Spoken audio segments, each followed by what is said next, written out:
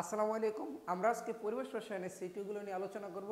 আশা করি আমরা যেটুকু সিকিউ এখানে আলোচনা করেছি ইনশাআল্লাহ এইটুকু যদি তোমরা সঠিকভাবে পারো তাহলে কমন পরীক্ষায় পড়বে ইনশাআল্লাহ। তো যারা এখনো চ্যানেলটিকে সাবস্ক্রাইব করো নাই সাবস্ক্রাইব করে দাও, আর ভিডিওতে একটা লাইক দাও, ঠিক। আর অবশ্যই কমেন্ট করে তোমার মতামত জানাও, বা তোমার যদি কোনো ক্লাস লাগে বা কোনোটা দরকার হয় তাহলে অবশ্যই তুমি কমেন্টে জানাও। আমরা শুরু করি। দেখো, আমরা যদি বলি প্রথম প্রশ্ন সিলেট বোর্ড 2021 থেকে আসছে, যদি সেটা দেখি যে ও ওয়াই গ্যাসটির ঘনত্ব এসটিপিতে 1.25 গ্রাম পার লিটার হলে আরএমএস বেগ কত? আচ্ছা, আমরা জানি আরএমএস বেগের সূত্র হলো সি ইকুয়াল √3RT/m অথবা 3P/G রো। এখন দেখো, এখানে আমরা দুইভাবে অঙ্কটি করতে পারি। আমরা যদি এখান থেকে এসটিপিতে চাপটা বসিয়ে দিই তাও করা যায়, অথবা আমরা যদি এই সূত্র আমরা যদি শুধুমাত্র এই সূত্রটি ইউজ করতে চাই তাহলে তাও করা যায়। একটু খেয়াল করে কিভাবে করা যায়। যেহেতু এখানে এসটিপিতে এই যে গ্রাম পার লিটার, এটা কি দিচ্ছে? ঘনত্ব রো। যদি বলি দেখো রো ঘনত্ব কত? 1.25 গ্রাম পার লিটার। একটু খেয়াল করো, মানে প্রতি লিটারে 1.25 গ্রাম। আমরা মনে হয় তোমাদেরকে এটা শিখাইছিলাম, তো আমি একটু বলি যে আমি একটু লাভের সাথে কল্পনা করি। এরা কি বোঝায়? ঘনত্ব। উপরে কি দেখা যায়? এম, আর নিচে কি দেখা যায়? দেখো তো ভি। তাহলে এখানে এম ইকুয়াল দেখা যায় কিনা যে রো ভি। তাহলে ঘনত্ব এম ভর ইকুয়াল টু ঘনত্ব ইন্টু কি আয়তন। তাহলে একটু খেয়াল করো তো, আমরা যদি এম এর মান বের করতে যাই তাহলে এম ইকুয়াল টু কি রো ভি। দেখো রো এর মান কত? 1.25 গ্রাম পার লিটার ইন্টু আয়তন এসটিপিতে আমরা জানি আয়তনের মান কত? 22.4 লিটার। তাহলে দেখো 122.4 লিটার পার লিটার। লিটার কাটা গেলে কি থাকে? এই দুইটাকে যদি আমরা গুণ করি তাহলে এত গ্রাম থাকে, এত গ্রাম। আসো এইবার বর্গমূল গড় বর্গ bag C equal two √3RT/m। তাহলে √3 আর এর মান কত? আমি যদি বলি 8.314 ইন্টু টি তাপমাত্রা, যেহেতু এসটিপিতে তাপমাত্রা আমরা জানি কি 0 ডিগ্রি সেলসিয়াস, তাহলে কত? 273 কেলভিন। আর ভরের মান যদি আমি এই যে এত গ্রাম বসাই তাহলে কিন্তু আমার অঙ্ক ভুল। কেন ভুল? দেখো, জানি এইটা বসালাম আমরা এসআই এককে। কোন এককে? এসআই একক। এসআই একে বরের একক কিলোগ্রাম। এসআই এককে বরের একক কি লাগবে? কিলোগ্রামে লাগবে। কিন্তু আমার বরের একক কোথায় দিতেছি? আমরা গ্রামে। তাহলে কি হবে? হবে না। তাহলে এইটাকে আমরা যদি 10 ইনভার্স দিয়ে গুণ দেই বা 1000 দিয়ে ভাগ দেই তাহলে চলে আসলো কোথায়? কিলোগ্রামে। এবং যেটা আসবে সেটা আমাদের কোথায়? মিটার পার সেকেন্ড এককে অ্যান্সার। কি ক্লিয়ার? যদি তুমি চাও যে না স্যার আমি একটা কাজ করবো, আমি এখানে গ্রামেই রাখতে চাই, আমার ইচ্ছা গ্রামে রাখবো, তাহলে অবশ্যই আর এর মানটা সিজিএস এককে তোমাদের বসাইতে হবে। তখন হবে 8.314 ইন্টু 10⁻⁷। বুঝতে পারছো কথা? ইআরজিএস। একটু খেয়াল করো, তখন কিন্তু তুমি বরের মান ঠিকই গ্রামে রাখতে পারবা, কারণ সেন্টিমিটার গ্রাম সেকেন্ড এককে। আর তখন কিন্তু তোমার অ্যান্সারটা আসবে সেন্টিমিটার পার সেকেন্ডে। আশা করি এটা মাথায় রাখতে তোমাদের হবে। ওকে, তাহলে আমরা বুঝতে পারলাম এটা। আমরা এখন দেখি, বলছে ও ওয়াই রেখাটি ও এক্স রেখা থেকে বিচ্যুতির কারণ ব্যাখ্যা করো। আমরা যদি একটু খেয়াল করার চেষ্টা করি যে ও ওয়াই রেখা কোনটা, এই যে এটা কোন গ্যাসের রেখা? আমরা জানি এটা হলো বাস্তব গ্যাসের রেখা। এই দেখো এটা কোন গ্যাসের রেখা? বাস্তব গ্যাসের রেখা। খুব মনোযোগ দাও, এটা কোন গ্যাস? বাস্তব। আর ও এক্স কি গ্যাস? আদর্শ গ্যাস। কোন গ্যাস? আদর্শ গ্যাস। তাইলে ও ওয়াই রেখাটি ও এক্স থেকে বিচ্যুতির কারণ, মানে আদর্শ থেকে বাস্তবে বিচ্যুতির কারণ ব্যাখ্যা করো। তাহলে দেখো, আমরা জানি যে আদর্শ গ্যাসগুলো আদর্শ থাকে না, সে কি হয়ে যায়? বাস্তব হয়ে যায়। আমাদের বাস্তব গ্যাস দেখো, তাহলে আমরা শিখবো হলো আদর্শ থেকে কেন বাস্তবে বিচ্যুত হয়ে যায়, বা এটার বলা হয় ভ্যান ডার ওয়ালস সমীকরণ বা বাস্তব গ্যাসের সমীকরণ। বুঝতে পারছো কথা? এবার আসো যে আদর্শ আচরণ থেকে কেন বিচ্যুত হলো। দেখো, আদর্শ গ্যাসের দুইটা ত্রুটি দেখা যায়, সেটা একটা হলো চাপ ত্রুটি আর একটা হলো আয়তন ত্রুটি। কিভাবে দেখা যায়? যে বলা হয়েছিল আদর্শ গ্যাসের স্বীকার্যের মতে যে গ্যাসের অনুসমূহের মধ্যে কোনো আকর্ষণ বিকর্ষণ নাই, মানে তারা ভাবতেছে যে এত দূরে দূরে আছে গ্যাসের অণুগুলো, তাদের মধ্যে কোনো আকর্ষণ বিকর্ষণ নাই। কিন্তু বাস্তবে দেখা যায় গ্যাসের অণুসমূহকে আমরা কি করতে পারি, উচ্চ চাপে তরলে পরিণত করতে পারি। এই যে গ্যাসগুলোকে সিলিন্ডারজাত করা হয়, তাই না, এমনকি এই তরলকে আরো চাপে কঠিনেও পরিণত করা যায়। কঠিনকে কিন্তু আর চাপ দিয়ে তুমি আর কিছু বানাতে পারবা না, তাহলে অবশ্যই তাদের একটা কি আছে, আকর্ষণ বিকর্ষণ আছে। এই আকর্ষণ বিকর্ষণকে বলা হয় আন্ত আণবিক আকর্ষণ। তাহলে যে আদর্শ গ্যাসের জন্য চাপ যে শুধু পি ধরা হয়েছিল, সেই চাপটা আসলে অনলি পি না, কারণ তার মধ্যে যেই অ্যানমোল গ্যাসের মধ্যে আমরা জানি যে তাদের মধ্যে আকর্ষণ বিকর্ষণ যে শক্তিটা, তাকে বলা হয় ভ্যান্ডার ওয়ালস আকর্ষণ বিকর্ষণ মান। বুঝতে পারছো কথা? তাহলে আমরা যদি সেইটা কার সাথে তুলনা করে, কার সাথে, অবশ্যই ঘনমাত্রার সাথে। আর আমরা জানি ঘনমাত্রা C equal to n by V, তাই না? আর দেখো একটা গ্যাসের মধ্যে তার আকর্ষণ বিকর্ষণ হয় না, অবশ্যই দুইটা গ্যাস লাগে আকর্ষণ বিকর্ষণ হইতে। তাহলে দুইটা গ্যাসের জন্য যদি বলি, তাহলে এন বাই বি ইন্টু কি এন বাই বি, তাহলে কি হয় এন স্কোয়ার বাই কি বি স্কোয়ার। তাহলে আমি বলতে পারি যে এই আকর্ষণ বিকর্ষণের মান যে আমরা জানি যে এই যে গ্যাসের ঘনমাত্রার সমানুপাতিক, তাহলে সেখান থেকে এই আকর্ষণ বিকর্ষণের মানটা আসে যে আকর্ষণ বিকর্ষণ, এই মানটা আসে এন স্কোয়ার বাই কি বি স্কোয়ার। আকর্ষণ বিকর্ষণ গ্যাসের ঘনমাত্রার কি সমানুপাতিক। তাহলে এখান থেকে বলতে পারি যে আকর্ষণ বিকর্ষণটা n square a by b square, যেখানে এ হইল একটা ভ্যান্ডার ওয়ালস ধ্রুবক। কি বলা হয়? ভ্যান্ডার ওয়ালস ধ্রুবক। তাহলে বলতে পারি অ্যানমোল গ্যাসের জন্য এই আকর্ষণ বিকর্ষণের মান কি n square a b square.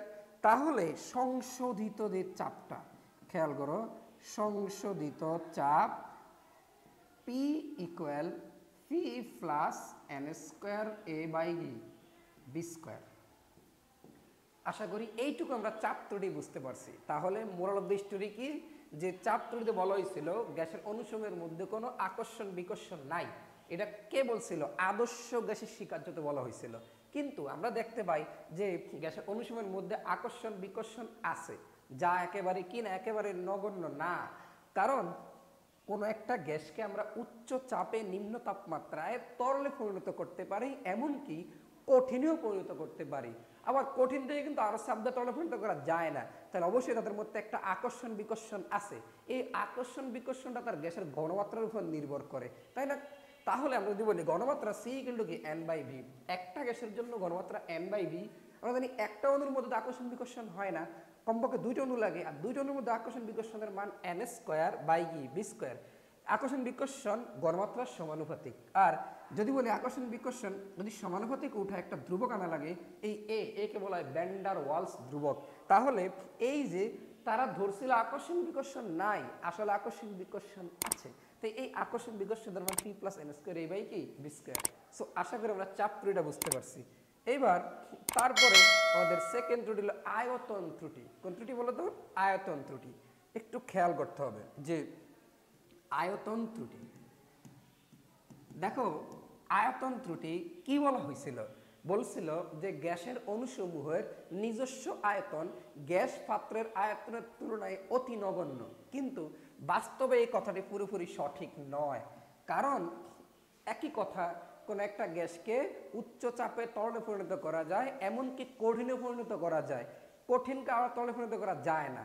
তাই গ্যাসের অণুসমূহের মধ্যে একটা আকর্ষণ গ্যাসের অণুসমূহের নিজস্ব একটা আয়তন আছে, যা একেবারে নগণ্য না। দেখো তারা ভাবছিল যে গ্যাসের অণুসমূহের এই গ্যাস পাত্রের আয়তনটাই সব, গ্যাসের অণুসমূহের কোনো আয়তন নাই বললেই চলে। তাহলে অণুসমূহের জন্য যে মুক্ত একটা স্থান, সেটাকে ভুল প্রমাণিত করা হয়েছিল। তাইলে আমি যদি বলি টোটাল আয়তনটা ধরা হয়েছিল কি ভি, কিন্তু আসলে দেখা গেছে যে এদের নিজস্ব একটা আয়তন অ্যানমোল গ্যাসের জন্য প্রমাণ করা হয়েছিল যে অ্যানমোল গ্যাসের জন্য নিজস্ব আয়তন এনবি।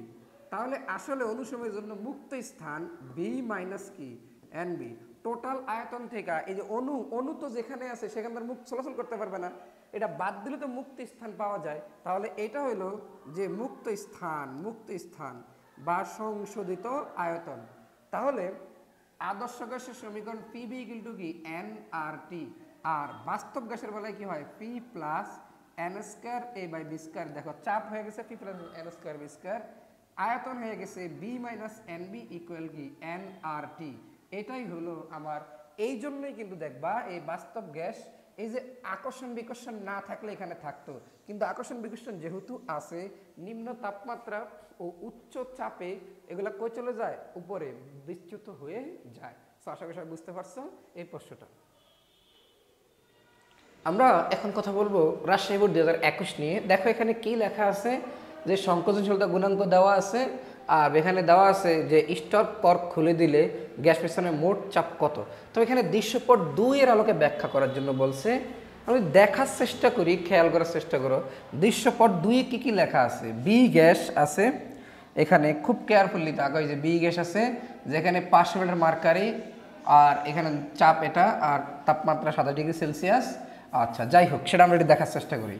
দেখো গ্যাস মিশ্রণের মোট চাপ, এখানে যদি 2টা গ্যাস আছে তাহলে তুমি কিন্তু এই সূত্র জানো যে মোট চাপ P equal P1V1 plus P2V2 by মোট আয়তন, তাই না? এইখানে খেয়াল করো, আমরা জানি এই অঙ্কগুলোর বেলায় যদি P1V1 P2V2 যদি আর এন আর এইগুলোর কোনো কাহিনী না থাকে, তাহলে 2টা একক একই রকম হইলেই কি এনাফ, ঠিক আছে?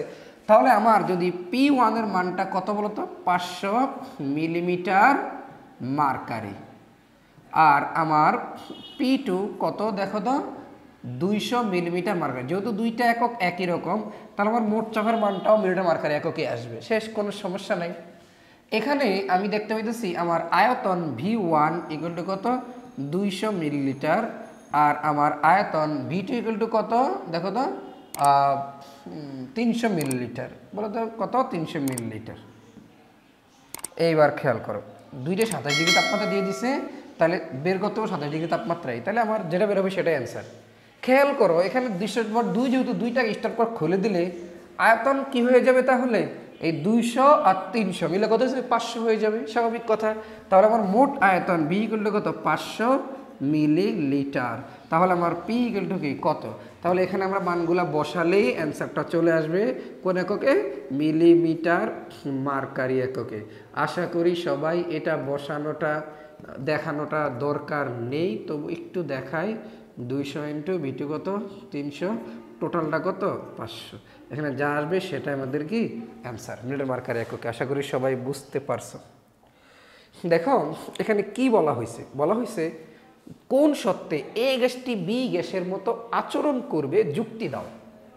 আচ্ছা, আমরা জানি এখানে দেওয়া আছে সংকোচনশীলতা গুণাঙ্ক জেড এর মান। কার মান বলো তো, জেড এর মান। আমরা জানি যে যদি জেড এর মান 1 হয় তখন সেটা হয় আদর্শ গ্যাস। কোন গ্যাস, আদর্শ গ্যাস। তাহলে আমরা বলতে পারি বি গ্যাসটা কি বলতো, আদর্শ গ্যাস। বি হলো আদর্শ গ্যাস। আসো, আর জেড এর মানটা যদি 1 থেকে বড় হোক আর ছোট হোক, জেড ইজ নট 1 হলে সেটা কোন গ্যাস, বাস্তব গ্যাস। কোন গ্যাস, বাস্তব গ্যাস। তাহলে বোঝা গেছে এ হলো আমার বাস্তব গ্যাস। কোন গ্যাস, বাস্তব গ্যাস। বলছে কোন শর্তে এ গ্যাসটি বি গ্যাসের মতো আচরণ করবে, মানে বাস্তব গ্যাসটি কখন আদর্শের মতো আচরণ করে। দেখো একটু আগে তোমাদেরকে শিখালাম সেটার উল্টা ঘটনা। দেখো আমি কিন্তু একটা কথা বারবারই বলছিলাম, দেখো আদর্শ গ্যাসের স্বীকার্যগুলা কি ছিল, বলছিল আকর্ষণ বিকর্ষণ নেই, গ্যাস পাত্রের আয়তনের তুলনায় গ্যাসের অনুসময়ের আয়তন অতি নগণ্য। এইটাকে আমরা ভুল প্রমাণিত করছিলাম একটা ক্রাইটেরিয়ার আলোকে। সেই ক্রাইটেরিয়াটা কি ছিল, সেইটা ছিল যে ভ্যান ডার ওয়ালস বলছিল যে উচ্চ চাপে নিম্ন তাপমাত্রা আমরা গ্যাসকে তরলে পরিণত করতে পারি। এখন উল্টা যদি কথা বলি, যদি চাপটা নিম্ন হয় তাহলেই তো দেখা যায় চাপ যখন নিম্ন হবে তখন অণুগুলো দূরে দূরে দূরে সরে যাবে, তখন কিন্তু আর কি থাকবে না, আকর্ষণ বিকর্ষণ থাকবে না। তখন যদি সংশোধন করছিলাম পি প্লাস এন স্কোয়ারে বি স্কোয়ার, এইটা হয়ে যাবে পি। আবার যখন নিম্ন তাপমাত্রা আর দেখো নিম্ন চাপ আর উচ্চ তাপমাত্রা হয়ে যাবে, তাহলে মূল মোরাল অফ দ্য স্টোরি এখানে হবে নিম্ন চাপে। এটা খেয়াল রাখতে হবে, হবে নিম্ন চাপে, নিম্ন চাপে আর উচ্চ তাপমাত্রায়, নিম্ন চাপে আর উচ্চ তাপমাত্রায় ঘটনাটা ঘটবে। নিম্ন চাপে আর উচ্চ তাপমাত্রায় এটা হয়ে যাবে পি, আর ভি মাইনাস এন বিটা হয়ে যাবে কি ভি। তখন ওই যে নগণ্যই ধরা যায়। আর এভাবেই নিম্নচাপে উচ্চ তাপমাত্রায় আমরা বাস্তব গ্যাসকে আদর্শে রূপান্তর করতে পারবো। আশা করি বুঝতে পারছো। যদি এখনও কনফিউজ থাকো তাহলে আদর্শ গ্যাস বাস্তব গ্যাস নিয়ে ডিটেলস ভিডিও আছে, সবাই প্লেলিস্টে যাও দেখে নিবা। ওকে, দেখো আমরা যদি তার পরের কোশ্চেন দেখি, যেখানে বরিশাল বোর্ড 2021-এর একটা প্রশ্ন আমরা দেখতে পাচ্ছি, যে এখানে যে দুইটা কি দেওয়া আছে, এই দেখো এই বিকার দেওয়া আছে, এটার বিকার, এখানে স্টপ কর্ক, যেখানে তাপমাত্রা কত 25 ডিগ্রি। বলছে স্টপ কর্ক দুটি খোলা অবস্থায় গ্যাস মিশ্রণের মোট চাপটা দেওয়া আছে। বলছে সি এর আয়তন কত। দেখো ওই যে মোট চাপ না বলে এখন মোট আয়তনটা চাইছে, এই যে মোট আয়তনটা চাইছে। তাহলে আমরা এখান থেকে অবশ্যই বের করতে পারবো। মোট চাপ দেওয়া আছে, তাহলে মোট আয়তনটা চাইছে। একটু খেয়াল করো, এখানে কিন্তু খুব মজার একটা কাহিনী আছে বা বুঝার একটা কাহিনী আছে। সি পাত্রে তো এই গ্যাসটাও যাবে, এই গ্যাসটাও যাবে, তাহলে টোটাল আয়তনটাই সে ডিনোট করবে এখানে। তাহলে আসলে টোটাল আয়তনটা কি কত, বুঝতে পারছো? দুইটা গ্যাস যখন এখানে চলে আসবে। আচ্ছা খেয়াল করি, একটু খেয়াল করো। আমরা যদি বলি যে পি বি ইকুয়াল টু কি P1 B1 plus P2 B2, তাহলে এখান থেকে যে আমরা লিখতে পারি যে V equal P1 B1 plus P2 B2 by P. আসো এখানে একটু বুঝি, এখানে একটু কাহিনী আছে, যে কাহিনীটা একটু বুঝো। দেখো এখানে আয়তন, আমাদের যদি বলি আয়তন মিলিলিটার, মিলিলিটার, আমার আয়তনটা বেরো হবে মিলিলিটারে, ওকে সমস্যা নাই। চাপের উপর একটু ঝামেলা আছে। দেখো আমরা জানি চাপ যতগুলাই বসাবো যাতে সবগুলা একই রকম একক হয়, এটার দিকে তাকাইতে হবে। খেয়াল করো তো, এটা আছে মিলিটার মার্কারি এককে, এটা আছে অ্যাটমসফিয়ার এককে, এটা আছে মিলিটার মার্কারি এককে। তাহলে আমার কি হইলো? হইলো না। তাহলে আমি চাইলে কি করতে পারি, সবগুলারে অ্যাটমসফিয়ার নিয়ে যেতে পারি, অথবা যেহেতু দুইটা মিলিটার মার্কারিতে আছে একটাকে মিলিমিটার মার্কারিতে নিতে পারি, সেটাও করা যায়। তাহলে আমরা দুইটা চেঞ্জ না করে একটাই চেঞ্জ করি, ঠিক আছে? খেয়াল করো, তাহলে আমাদের P1 750 মিলিমিটার মার্কারি, তাহলে আমার P2টাও কিন্তু মিলিমিটার মার্কারি এককে যেতে হবে 0.5 অ্যাটমসফিয়ার। আমরা জানি অ্যাটমসফিয়ার থেকে মিলিমিটার মার্কারি নেওয়ার জন্য কত গুণ দেওয়া লাগে? 760। তাহলে 0.5 ইন্টু 760 মিলিমিটার মার্কারি। আমরা জানি যদি মার্কারি থেকে অ্যাটমসফিয়ার নিতাম তাহলে এটা ভাগ 760 দিয়ে ভাগ দিতাম, তাই না? এবার দেখো মোট চাপ পি কত? 500 মিলিমিটার মার্কারি। কত? 500 মিলিমিটার মার্কারি। দেখো আমার আয়তন ঠিকঠাক আছে। V1 কত? 200 মিলিলিটার, V2 কত? 100 মিলিলিটার। আর আমার যেটা বের হবে সেটাও কিন্তু মিলিটার এককেই কি হবে? বের হবে। এই তুমি ওই যে এসআই একক, লিটার অ্যাটমসফিয়ার একক, সেখানে যাওয়ার দরকার নাই। এই যে এই তুলনা বেলার অঙ্কের বেলায় যদি তোমার আর আসে তাহলে তুমি ওইখানে যাইতে হবে। আশা করি বুঝতে পারছো কথা। তাহলে আমার P1 এর মান কত? 750 গুণ V1 কত? 200 যোগ P1 কত? P2 কত? এখানে যে যা বের হবে সেটা ইন্টু V2 কত? এই যে 100 ভাগ পি কত? এই যে 500, যা বের হবে সেটা বের হবে মিলিলিটার এককে। এটা আমাদের কি মোট আয়তন, সি পাত্রের আয়তন কত। আশা করি আমরা বুঝতে পারছি অঙ্কটা। এইবার দেখো বলছে উদ্দীপকের এ পাত্র ও বি পাত্রের যৌগগুলোর অম্ল ক্ষারধর্ম লুইস মতবাদ ব্যাখ্যা করো। আমরা যদি দেখি এ পাত্রে এখানে দেওয়া আছে অ্যামোনিয়া, দেখো কি দেওয়া আছে? অ্যামোনিয়া NH3, আর এখানে বি পাত্রে দেওয়া আছে BF3। দেখো আমরা জানি এই যে অ্যামোনিয়ায় একজোড়া কি থাকে, মুক্ত জোড় ইলেকট্রন থাকে, আর এই যে BF3 যে যৌগটা আছে এটা কিন্তু অষ্টক অসম্পূর্ণ যৌগ। দেখো বোরনের শেষ কক্ষপথে ইলেকট্রন 3টা, সে বন্ধন করছে 3 জনের সাথে, তার মধ্যে তার সর্বশেষ কক্ষপথে ইলেকট্রন টোটাল 6টা। কয়টা? 6টা। যেহেতু তার ইলেকট্রন টোটাল 6টা, তার মানে তার অষ্টক অসম্পূর্ণ, তার অষ্টক অসম্পূর্ণ, তার মানে ইলেকট্রনে তার ঘাটতি আছে, ইলেকট্রনের কি আছে? ঘাটতি আছে। তাই এরা কি করবে? এখান থেকে ইলেকট্রনটা গ্রহণ করবে। আমরা জানি লুইস মতবাদ অনুসারে, যে লুইস মতবাদ অনুসারে যারা ইলেকট্রন দান করে তারা হইল লুইস ক্ষার, যারা ইলেকট্রন দান করে তারা লুইস ক্ষার, আর যারা ইলেকট্রনটা গ্রহণ করে তারা লুইস অ্যাসিড, তারা লুইস অ্যাসিড। তাইলে বোঝা গেছে যেহেতু অ্যামোনিয়া এই যে ইলেকট্রনটা দান করে, তাই অ্যামোনিয়াটা লুইস ক্ষার, আর যেহেতু এই BF3 ইলেকট্রনটা গ্রহণ করে তাই সে লুইস অ্যাসিড। আশা করি এটা একটু সুন্দর করে ব্যাখ্যা দিলেই ফুল নাম্বার তুমি পেয়ে যাবা। আশা করি সবাই বুঝতে পারছি। এবার আসো আমরা নেক্সট প্রশ্ন একটু যাওয়ার চেষ্টা করব, যেখানে কি দেওয়া হয়েছে যে যশোর বোর্ড 2021 এ গ্যাস বি গ্যাস, আর এখানে একটা এত গ্রাম দেওয়া আছে, 2 অ্যাটমসফিয়ার 21 ডিগ্রি সেলসিয়াস তাপমাত্রা। উদ্দীপকে স্টপ কর খুলে দিলে গ্যাস মিশ্রণের মোট চাপ কত? তাহলে দেখো এই যে মোট চাপের ম্যাথ, আশা করি এখন এটা না করলেও তুমি পারবা, ঠিক আছে? এটা না করলেও কিভাবে পারবা? ওই যে P ইকুয়াল টু কি P1 B1 plus P2 B2 by কি V। তাহলে এখানে মানগুলো এটাও মিলিলিটার, এটাও মিলিলিটার, এটা অ্যাটমসফিয়ার, মানটা বসাও আর যোগ দাও, আশা করি এটা পেরে যাবা। CH4 গ্যাসের ব্যাপন হার এই গ্যাসের ব্যাপন হারের ব্যাপন এত গুণ ব্যাখ্যা করো। তাইলে আমরা জানি ব্যাপন হার, মিথেনের ব্যাপন হার এই গ্যাসের ব্যাপনের হারের কত গুণ? এত গুণ। ব্যাখ্যা করার জন্য আমাদেরকে বলতেছে, এটা তো আমরা বুঝতে পারলাম। খেয়াল করো, তাহলে এই গ্যাসের ব্যাপনের হার বের করতে হলে আমার এখানের আণবিক ভর দরকার, এই গ্যাসের আণবিক ভর দরকার। CH4 গ্যাসের আণবিক ভর কিন্তু আমরা জানি, তাই না?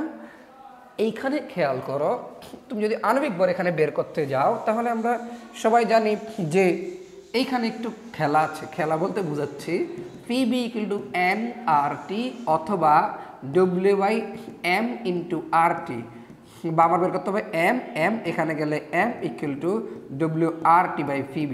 তোমাদের এতক্ষণ ভরে আমি যে অঙ্কগুলো করাইছিলাম কখনোই বলি নাই যে এই এককে থাকলে এই এককে রাখতেই হবে। যখনই আর এর কোনো কথা চলে আসলো তখনই কিন্তু এককটার কথাও চলে আসলো। খেয়াল রাখবা, যদি আমরা আর এর মান 8.314 অর্থাৎ SI এককে ধরি, তখন অবশ্যই এবং অবশ্যই চাপের একক প্যাসকেলে বা নিউটন মিটার টু একই একক, আর আয়তন একক তখন মিটার কিউবে রাখতেই হবে, রাখতেই হবে, রাখতেই হবে। বুঝছো? যখন আর এর মান 0.0821 ধরবা তখন চাপের মান মানে লিটার অ্যাটমসফিয়ার একক, সেটা কোন একক? লিটার অ্যাটমসফিয়ার একক। তখন বোঝাই যাচ্ছে এখানে আয়তনের একক লিটার আর চাপের একক অ্যাটমসফিয়ারে রাখতেই হবে, রাখতেই হবে, রাখতেই হবে। এই কথাটা খুব গুরুত্বপূর্ণ কথা, যে যখনই আর এর কথাবার্তা আসছে তখনই আমার যদি আর এর মান 8.314 অর্থাৎ SI এককে যদি রাখি তখন চাপের মান প্যাসকেল বা নিউটন মিটার রাখতে হবে, রাখতেই হবে। যখন আর এর মান আমি 0.0821 ধরবো তখন লিটার অ্যাটমসফিয়ার এককে, তার মানে তখন আয়তনের মান, আয়তনের একক লিটারে, চাপের একক অ্যাটমসফিয়ারে রাখতেই হবে, রাখতেই হবে, রাখতেই হবে। আশা করি সবাই কথা বুঝতে পারছো। দেখো এইখানে আমি কোথায় রাখবো সেটা আমার উপর ডিপেন্ড করে। যেহেতু এখানে অ্যাটমসফিয়ার দেখতেছি তার মানে লিটার অ্যাটমসফিয়ার এককে নেওয়াই ভালো, সুবিধাজনক। খেয়াল করো, আমি যদি বলি এখানে আর অন্যগুলো টেনশন করার দরকার নাই, তুমি তাপমাত্রা কেলভিন, ডব্লিউ, গ্রামে সমস্যা হবে না এখানের জন্য। দেখো আমরা যদি একটু বলি, যেহেতু আর মান আমরা ধরে নিলাম লিটার অ্যাটমসফিয়ার এককেই রাখবো আমরা, litre atmosphere per kelvin per mole. Okay, দেখো তাহলে আমার চাপ কোথায়? P two atmosphere. আমার আয়তন কোথায়? 400 মিলিলিটার। দেখো বলছিলাম যদি আর এর মান 0.081 ধরি আমরা, তাহলে চাপের একক অ্যাটমসফিয়ারে রাখছি, যেহেতু আয়তন একক অবশ্যই এবং অবশ্যই লিটার নিতে হবে। আমাদের মিলিটার থেকে লিটার নিতে হলে 1000 দিয়ে ভাগ দিতে হবে, তাহলে এটাকে 1000 দিয়ে যদি ভাগ দিই তাহলে আসে 0.4 লিটার, তাই না? আচ্ছা, এখন তুমি বলো স্যার এখানে নিলেন না কেন? স্যার কেন নিলেন না? নিলাম না কেন জানো? কারণ তুমি দেখো এখানে দেখতেছি আমি অ্যাটমসফিয়ারে আছে, আমি কেন শুধু শুধু এই প্যাসকেল মিটার কিউব দুটাতে কনভার্ট করবো? আমার তো এখানে যাওয়াই ভালো, লিটার অ্যাটমসফিয়ারে যাওয়াই ভালো। বুঝতে পারছো কথা? আশা করি বুঝতে পারছো। ওকে, আর এখানে ডব্লিউ এর মান কত তুমি দেখো তো, 1.46 গ্রাম। আর কি দেওয়া আছে? আর কিছু লাগে না, ঠিক আছে। তাপমাত্রা কত ডিগ্রি এখানে দেওয়া আছে? 21 ডিগ্রি, যেহেতু এখানে একই সাথে আছে, তাহলে 21 ডিগ্রিকে কই নিয়ে যেতে হবে? 21 যোগ 273, তার মানে 21, তাহলে এখানে 3 আর 1 4, 9, 294 কেলভিন, তাই না? তাহলে এখানে বলতে পারি যে ডব্লিউ এর মান 1.46 আর আর এর মান কত হবে? 0.0821 ইন্টু টি, টি হলো 294, চাপ কত? 2, আর আয়তন কত? 0.4। এটা আমাদের যেই মান আসবে সেটা আমাদের আণবিক ভর, এর আণবিক ভর। এইটা কত হবে তোমরা কমেন্ট বক্সে জানাবা, ঠিক আছে? ওকে, এই মানটা এবং এই মানটার সাথে তুলনা করে ব্যাপনের হার আমরা বের করে ফেলবো। এটা তোমাদের হয়েছে কি না, বের করতে পারছো কিনা আমরা কমেন্টে জানাবো। আমি একটু এখন দেখাচ্ছি তারপরের কাজটা কি করবা তুমি। আমরা জানি এরপরে আমরা এখানে চলে যাচ্ছি, ব্যাপনের হার আণবিক ভরের বর্গমূলের ব্যস্ত আনুপাতিক, তাই না? আচ্ছা, যদি আমরা বলি যে CH4 এর ব্যাপনের হার এ গ্যাসের ব্যাপনের হারের এত গুণ, তাহলে CH4 এর ব্যাপনের হারটা আমরা যদি বলি যে ব্যাপনের হার অফ CH4, ব্যাপনের হার অফ এ গ্যাস ইকুয়াল √, উল্টিয়ে যায়, তাই না? আমরা জানি কি ব্যাপনের হার যেহেতু আণবিক ভরের বর্গমূলের ব্যস্তানুপাতিক, তাই এম অফ এ চলে যাবে এখানে আর এম অফ CH4 চলে যাবে কোথায়? মানে CH4 আণবিক ভর চলে যাবে নিচে। তাহলে যদি বের করো তুমি দেখবা সি অফ CH4 ইকুয়াল, এখানে এই আণবিক ভরটা বসাবা আর CH4 আণবিক ভরটা সবাই জানি 16, বসালে তুমি দেখো মানটা আসে 1.66 ইন্টু সি। তাহলে CH4 আণবিক ভর সি এর আণবিক ভরের 1.66 গুণ। আশা করি সবাই এই অঙ্কটা বুঝতে পারছো। তুমি কমপ্লিট করে অবশ্যই কমেন্টে জানাবা যে স্যার আমি করতে পেরেছি, ঠিক আছে? ওকে,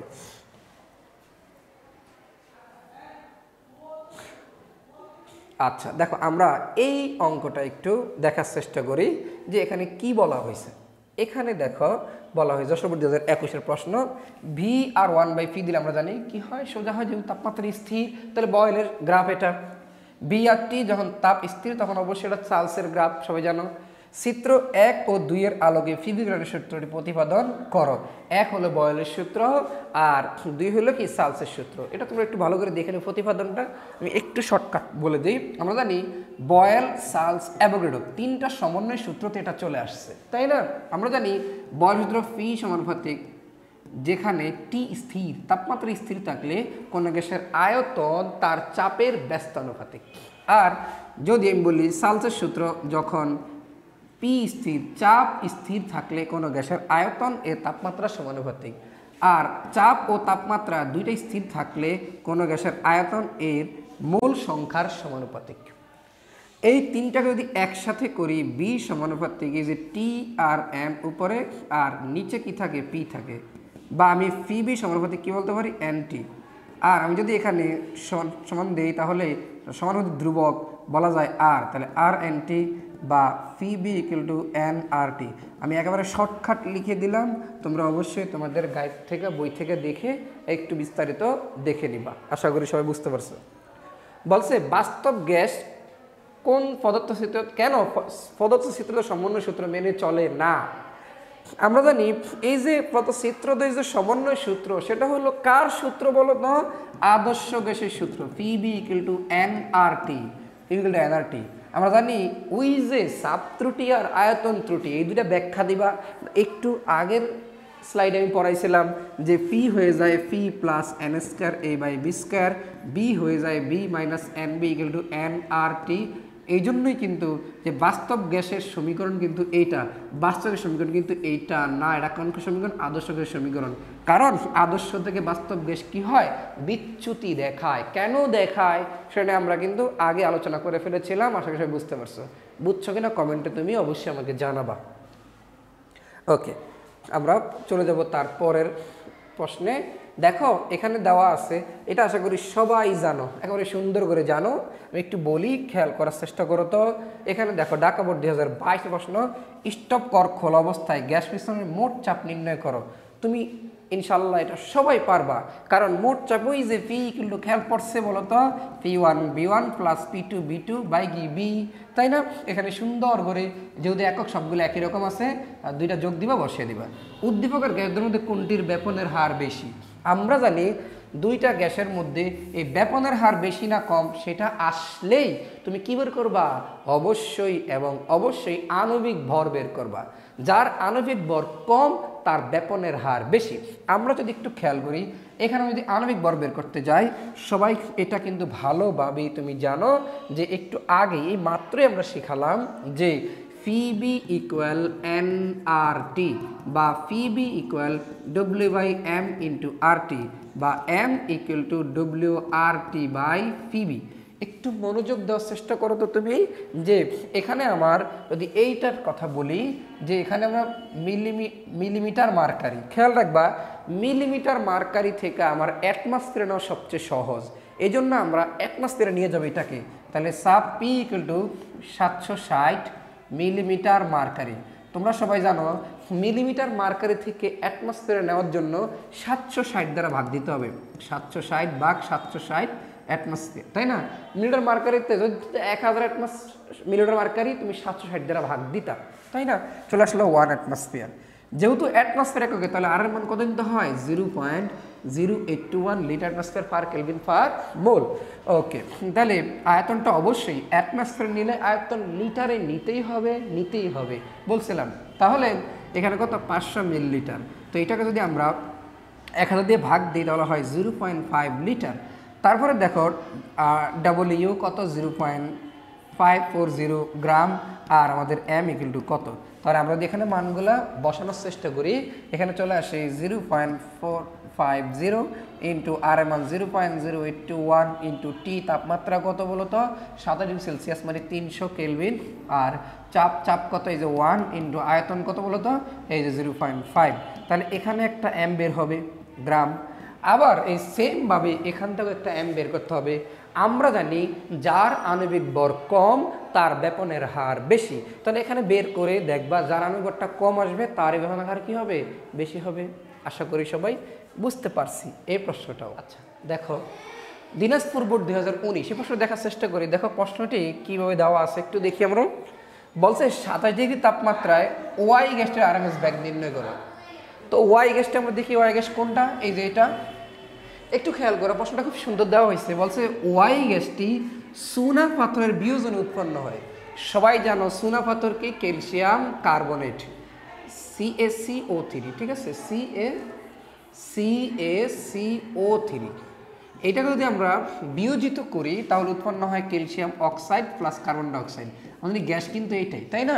তাহলে কার্বন ডাইঅক্সাইডের আরএমএস বেগ চাইছে। আমরা সবাই জানি C ইকুয়াল √3RT বাই কি বলতো M। তাহলে 3 আর এর মান যদি আমরা SI এককে নেই 8.314 ইন্টু তাপমাত্রা, একটু খেয়াল করো 27 ডিগ্রি তাপমাত্রা যেহেতু, তাহলে এখানে অবশ্যই 300 কেলভিন। আর আণবিক ভর কার্বন ডাইঅক্সাইডের 44। দেখো যদি 44 কিন্তু গ্রামে রাখলে তো হবে না, যেহেতু এটা SI এককে নিচ্ছে তাই ভরের একক কেজি বা কিলোগ্রামে নিতে হবে।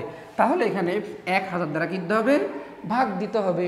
তাহলে যা আসবে সেটাই আমাদের অ্যান্সার মিটার পার সেকেন্ড। সবাই আশা করি বুঝতে পারছি। দেখো এরপরে কি বলছে? উদ্দীপকের XOY গ্যাসের মধ্যে একটি আদর্শ আচরণ না করার কারণ সমীকরণ বিশ্লেষণ করো। দেখো এক্স গ্যাসটা কিন্তু আদর্শ গ্যাস, তাই না? কারণ দেখো পিবি এর মান সাথে সাথে চাপ বাড়ার সাথে সাথে সিম্পলি বাড়তেছে, পিবি এর মান বাড়েও না কমেও না, যার মান 1। কিন্তু ওয়াই গ্যাসটা কিন্তু বাস্তব গ্যাস। তাহলে বাস্তব থেকে আদর্শতে কেন আচরণ করে না আমরা অবশ্যই সমীকরণ সহ ব্যাখ্যা দিতে পারবো। কারণ ওই যে আমরা শিখছিলাম যে P V equal to n R T, এখান থেকে ভ্যান ডার ওয়ালস সমীকরণ হয়ে যায় P plus n square V square into V minus n b equal to n R T. So আশা করি এই ব্যাখ্যাটা আমরা এর আগেই পড়ে ফেলেছিলাম, আশা করি বুঝতে পারছো সবাই।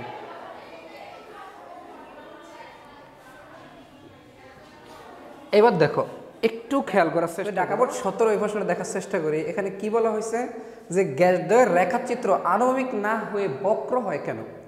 দেখো এখানে এই যে আনুভূমিক যদি হইতো তাহলে সেটা কি হইতো বলো তো? অবশ্যই আদর্শ গ্যাস হইতো। কিন্তু আমরা জানি আদর্শ গ্যাস না হয় না হাইড্রোজেন, যদিও হাইড্রোজেন এভাবে হবে যে এখানে কেন বক্র হইল, তাই না? কারণ আমরা জানি আদর্শ গ্যাসের বেলায় পিবি এর মান চাপ বাড়ার সাথে সাথে একই জায়গায় থাকে, বাট বাস্তব গ্যাসের বেলায় আমরা জানি আকর্ষণ বিকর্ষণ থাকার কারণে যে এখানে প্রথমে আকর্ষণ যেন অনুভূত হয়, তারপরে আবার বিকর্ষণ হয়ে উপরের দিকে চলে যায়। এই যে এমাগার বক্ররেখা, এটা নিয়ে আমি ফুল একটা ভিডিও দিয়েছি, তো সবাই অবশ্যই দেখে নিবা। এই যে ভিডিওটা দেখবা সবাই, তো আশা করি সবাই এটা বুঝে যাবা। এখন একটু এক জায়গা থেকে বুঝালে আশা করি ওইটা ঝামেলাই হবে তোমাদের জন্য। গ্রিন হাউস প্রভাব সৃষ্টিতে উদ্দীপকের 1 নং গ্যাসটির ভূমিকা ব্যাখ্যা করো। আচ্ছা দেখো 1 নংকে কার্বন ডাইঅক্সাইড, আমরা জানি কার্বন ডাইঅক্সাইড গ্রিন হাউস প্রভাব সৃষ্টিতে ভূমিকা পালন করে। কীভাবে করে একটু খেয়াল করো। এবার আমরা পৃথিবী কল্পনা করি, আমরা জানি কার্বন ডাইঅক্সাইডের গ্রিন হাউস প্রভাব সৃষ্টির জন্য প্রায় 49% দায়ী। এটা কি কাজ করে? এটা কাজ করে হলো, যেহেতু সেটা অত ভারী গ্যাস না, এটা ধরো পৃথিবী, এটা কি বলা হলো পৃথিবী। দেখো সে এই যে পৃথিবীর চারপাশে একটা লেয়ার তৈরি করে, কি তৈরি করে বলো তো? একটা লেয়ার তৈরি করে। এখন পৃথিবী থেকে, পৃথিবীতে অনেক কার্বন ডাইঅক্সাইড কি এখন উৎপন্ন হচ্ছে, বিশ্বায়ন হচ্ছে, কলকারখানার ধোঁয়া, গাড়ির ধোঁয়া, এখান থেকে বিশ্বায়ন হচ্ছে, কার্বন ডাইঅক্সাইড উৎপন্ন হচ্ছে। এই কার্বন ডাইঅক্সাইডগুলা ভিজিবল রে আকারে ঠিকই, ভিজিবল রে আকারে আমরা জানি সান থেকে, একটু খেয়াল করো, সান থেকে সূর্য থেকে আলো ইউভি আকারে কি ভিজিবল আকারে ঠিকই পৃথিবীতে ঢুকতেছে, বাট আমরা জানি সে ঢোকার সময় ভিজিবল আকারে ঢুকলেও বের হওয়ার সময় আয়ার আকারে বের হয়। কি আকারে? আয়ার আকারে। আমরা জানি আয়ারের বেদন ক্ষমতা বা শক্তি অনেক কম হওয়ার কারণে সে কিন্তু বের হইতে পারে না। সে কি হইতে পারে না? বের হইতে পারে না। তাই পৃথিবীর তাপমাত্রা কি বেড়ে যায়। তাহলে এভাবেই কিন্তু গ্রিন হাউস প্রভাবটা, গ্রিন হাউস তো সেম, এই জন্য পৃথিবীর তাপমাত্রা যেভাবে বাড়তেছে এটাই হলো গ্রিন হাউস প্রভাব। আশা করি বুঝতে পারছো। আমি আবার একটু বলি যে পৃথিবীর চারপাশে কার্বন ডাইঅক্সাইড, যত কার্বন ডাইঅক্সাইড পৃথিবীতে সৃষ্টি হবে তত পৃথিবীর চারপাশে লেয়ার সৃষ্টি হবে। আর এই লেয়ারটা দেখো সূর্য থেকে আলো আইসা, সূর্য থেকে আলো আইসা পৃথিবীতে ঢুকলেও দেখো এটা ঢুকলেও সেটা কিন্তু এই লেয়ার ভেদ কইরা, আয়ারের লেয়ার ভেদ কইরা, দেখো কার্বন ডাইঅক্সাইড লেয়ার ভেদ করে আয়ার যেতে পারে না। তাই এখানে পৃথিবীতেই কিন্তু তাপটা থেকে যায়। তাহলে এই তাপ কিন্তু শোষণ হয় ঠিকই, বিকিরণ হইতে পারে না। তো পৃথিবীর তাপমাত্রা আস্তে আস্তে বেড়ে যায়, আর এটা হলো গ্রিন হাউস প্রভাব। আশা করি সবাই এটা বুঝতে পারছি। ওকে, তারপরে আমরা প্রশ্ন দেখি যে এটা একই প্রশ্ন ডাবল আসছে। ওকে, তো আশা করি সবাই বুঝতে পারছি আমরা। আর আশা করি এইটুকু যদি আমরা বুঝতে পারি বা করতে পারি, ইনশাল্লাহ পরিবেশ রসায়নের অবজেক্টিভ নিয়ে আর ঝামেলা থাকবে না বলে আমি মনে করি। সবাই ভালো থাকো, সুস্থ থাকো। আসসালামু আলাইকুম ওয়া রাহমাতুল্লাহি ওয়া বারাকাতুহু। আর সবাই অবশ্যই এবং অবশ্যই চ্যানেলটিকে সাবস্ক্রাইব করো, এই যে লাল বাটনটাতে একটু চাপ দিয়ে দাও আর কি। আর অবশ্যই একটা লাইক বাটনে ক্লিক করো। আর তোমাদের কোনো মতামত অবশ্যই কমেন্ট বক্সে জানাবে, তোমাদের কোন ভিডিও লাগবে বা কী বুঝো নাই অবশ্যই আমি জানিয়ে দেবো। তো সবাই ভালো থাকো, সুস্থ থাকো। আসসালামু আলাইকুম।